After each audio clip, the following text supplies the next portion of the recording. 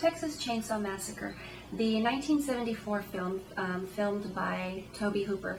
One of my favorite slashers, great genre film, definitely introduces the use of power tools as far as murder weapons. The film does chronicle the road trip of 5 friends heading out to visit a grandparent's house. We basically follow them along. Their first stop is an abandoned gas, or pretty much abandoned gas station. They don't have any gas. Along the way, they do happen to pick up a hitchhiker, which turns out to be a very big mistake. Ultimately, the 2 friends, Kirk and Pam, they do head off. They go off and ask for gas at the neighboring farmhouse. Unfortunately, they do not realize this home is inhabited by the Sawyer family, which happen to be cannibals. So they basically become lunch. I think it's a very great film. It's filmed around surrounding Texas areas. The gas station scene was filmed in Bastrop, Texas. The home itself was originally located in Round Rock.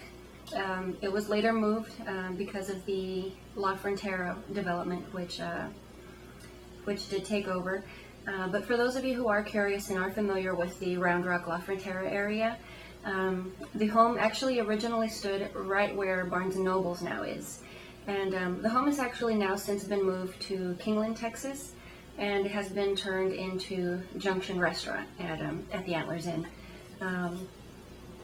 I did have the pleasure of visiting the restaurant. Very delicious food, definitely worth the drive. Each room does have a plaque letting you know exactly which room it was originally in the home. I actually had the pleasure of dining in the bone room, basically where Pam stumbles upon the furniture made from animal remains and the floor covered with chicken feathers. Upstairs is the bar.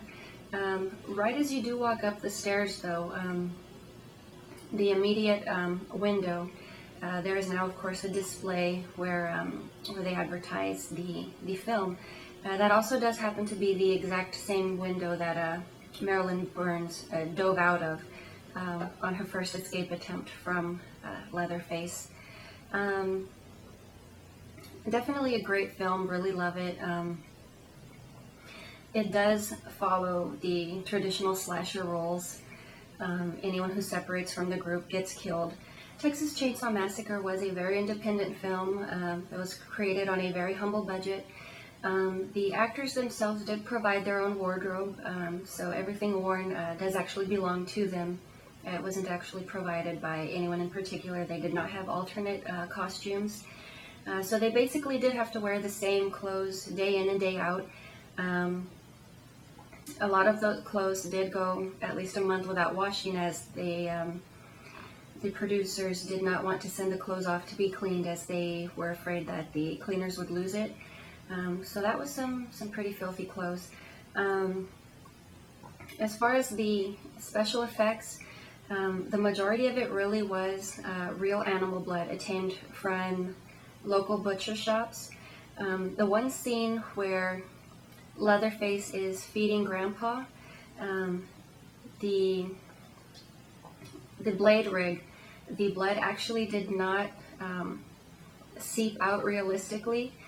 So they actually did take a real razor blade to Marilyn Burns' finger. So that really is her actual blood. So basically the film does end, of course.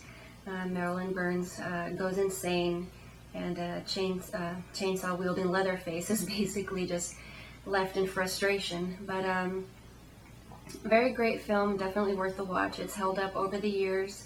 There is recently going to be a new film, Texas Chainsaw Massacre 3D, very original for this day and age. The film is actually meant to be an alternate sequel to the film. Not really too many details on the plot yet. I do know Marilyn Burns is going to be returning as Sally, so definitely looking forward to seeing where that may go, and hopefully it will be worthwhile, as most sequels tend to be a letdown, but we will see where that goes, and hopefully it will definitely be worth the watch. For those of you wanting more information about Texas Chainsaw Massacre, there's a wonderful website called texaschainsawmassacre.net. It is run by a guy named Tim.